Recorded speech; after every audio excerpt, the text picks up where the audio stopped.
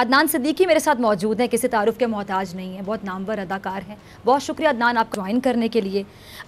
عدنان, موت زندگی کی سب سے بڑی حقیقت ہے. جب بھی کوئی بچہ پیدا ہوتا ہے میں اکثر کہتی ہوں یہ نہیں معلوم ہوتا کہ بڑا ہو کے کیا بنے گا, کیا کارنامے سر انجام دے گا, ماں باپ کا سر کتنے فخر سے بلند کرے گا, لیکن ایک حقیقت ہمیں پتہ ہوتی کہ ایک دن یہ اس دنیا کو چھوڑ کر چلا جائے گا, جہان فانی سے کوچ کر جائے گا. لیکن بہت کم لوگ ہوتے ہیں جو اس دنیا میں رہتے ہوئے, جو زندگی ایک بار ملتی ہے, یہ ثابت کر کے جاتے ہیں کہ زندگی جینے کا حق ہم ادا کر کے چلے گئے, اور طارق عزیز صاحب ان لوگوں میں شامل ہیں. کیا کہیں گے؟ جناب آپ نے بالکل درست فرمایا. موت واقعی ایک ایسی حقیقت ہے, اور میرے خیال میں انسان کے ساتھ سب سے وفادار چیز جڑی ہوئی وہ موت ہی ہے, جو برحق ہے, اور وہ اپنے وقت پر ضرور آئے گی. اور بالکل ابھی جیسے آپ نے لگایا ہوا تو ڈھونڈو گے ملکوں لیکن نایاب ہیں, اور واقعی وہ ایسی شخص ہے. مجھے تو ابھی تک وہ یاد آتا ہے کہ شروع کرتا ہوں رب جلیل کے بابرکت نام سے جو دلوں کے بھید جانتا ہے. اب وہ کیسے بھلا سکتا ہوں؟ وہ دیکھتی آنکھیں کہاں رہیں, وہ سنتے کان کہاں رہے, وہ تو چلے گئے.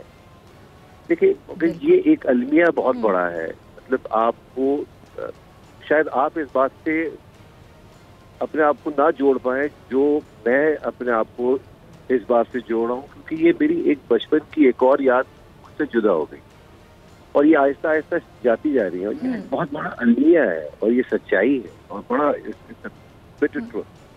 مگر ہے جیسے آپ نے وجہ فرمایا کہ موت تو برحق ہے.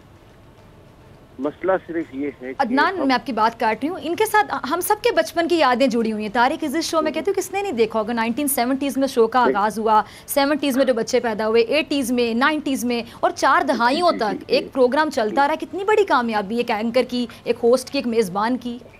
دیکھیں آپ بات کر رہی ہیں طارق عزیز شو کی, میں بات کر رہا ہوں نیلام گھر کی. ٹھیک ہے جی.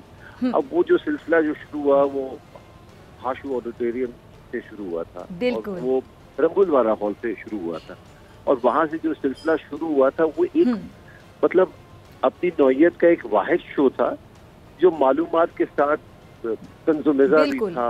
اس کے اندر کچھ جنرل نالج بھی تھی, اس کے اندر کھیل بھی تھے, اس کے اندر آپ کو ہر نوعیت کی ہر طبقے سے لوگ نظر آتے تھے اس کے اندر. اور وہ پاکستان کے لیے نہیں بلکہ پوری دنیا میں بہت مشہور شو تھا. وہ طارق عزیز کا وہ انداز, وہ انرجی, اور جو آج کل ہم میرے خیال میں اگر میں دیکھتا ہوں آج کل کے اینکرز میں وہ تھوڑا تھوڑا انک سب نے اپنایا ہوا ہے طارق عزیز صاحب کا. تو جناب جو اصل چیز ہوتی ہے وہ کیونکہ انسپریشن ہے ان کی سب کی میرے خیال میں. بالکل. تو یہ جو ایک سلسلہ جو آپ مجھے جو یہ سب کہتے ہوئے بھی عجیب سا لگ رہا ہے کہ ہم ہمیشہ لوگوں کو, ایسی ہستیوں کو جب یاد کرتے ہیں وہ جب دنیا سے چلے جاتے ہیں. ایسا کیوں نہیں ہوا ان کے لیے پہلے کوئی شو کر دیا گیا. اب یہ کاش ہی ہوتا رہے گا اور کچھ نہیں ہوگا. کاش ہم کر لیتے, کاش اب بھی وقت. یہ بڑی گہری بات کر رہے ہیں عدنان, بالکل حقیقت ہے. اب بھی ایسے لوگ ہیں ہمارے پاس جو پاکستان کی ٹیلی ویژن کی ہسٹری سے جڑے ہوئے ہیں, اور وہ پہلے دن سے جڑے ہوئے ہیں. انہوں نے بہت کچھ کیا ہے اس ملک کے لیے. خدا رہا ان کو بھی یاد کر لیں کہ ان کا وقت بھی نکل جائے یا ہمارا وقت نکل جائے اس سے پہلے, کس کو کیا پتا. مجھے یہ ایک بہت بڑا المیہ ہے, مجھے تو یہ لگتا ہے. لیکن موت سے میں ڈینائی نہیں کر رہا, یہ سب کو آنے ایک دن. مگر اچھا عدنان, آپ کی بات سے میں ایک بات نکالوں گی. وہ آپ جس طرح کہہ رہے ہیں کہ ان کی زندگی میں رہتے ہوئے جتنے بھی ہمارے لیجنڈز ہیں, ہمارے یہاں بہت سی ایسی مثالیں ہیں کہ جی کچھ لیجنڈز نے تو بڑا سفر کیا. یہ میں انگریزی والے سفر کی بات کر رہی ہوں, سفر آخرت سے پہلے انگریزی والا سفر کیا, اور وہ بڑے بڑے لیجنڈز گزرے تھے, اور ہم سوچ بھی نہیں سکتے تھے کہ آخری ایام ان کے یا آخری دن اس طرح گزریں گے. اچھا, انہوں نے ماشاءاللہ بڑی اچھی زندگی گزاری. 80+ میں جا کے کوئی کم ہی لوگ ہوتے ہیں جو اتنے انرجیٹک ہوتے ہیں, اتنے انتھوزسٹک ہوتے ہیں. طارق عزیز صاحب ہمیشہ انرجیٹک رہے. انہوں نے لاسٹ ایک ٹویٹ کی تھی, میں آپ کے ساتھ شیئر کروں گی, اور وہاں سے ذرا آپ اندازہ لگائیے گا کہ انسان شاید محسوس کرتا ہے کہ شاید اب میرا وقت کم رہ گیا ہے. ان کی آخری ٹویٹ کے الفاظ یہ تھے کہ یوں لگتا ہے کہ وقت تھم گیا, رواں دواں زندگی رک گئی. کئی دنوں سے بستر پر لیٹے لیٹے سوچ رہا ہوں کہ آزادانہ نقل و حرکت بھی مالک کی کتنی بڑی نعمت تھی. نہ جانے پرانا وقت کب لوٹ کے آتا ہے, ابھی تو کوئی امید نظر نہیں آ رہی.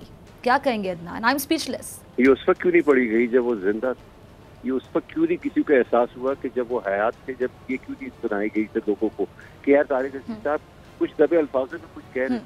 یہ ہو سکتا ہے کوئی شکوہ ہو، یہ ہو سکتا ہے کہ آپ کے ارد گرد رہنے والوں کے لیے کوئی بات، یہ اس وقت کیوں نہیں یہ سوچ آئی کسی کے دماغ میں. اب آنے کا کیا فائدہ؟ میں صرف ایک بات یہ کہہ رہا ہوں جس میں اپنے آپ کو بھی شامل کر رہا ہوں. مطلب میں اس سے بھاگ نہیں سکتا.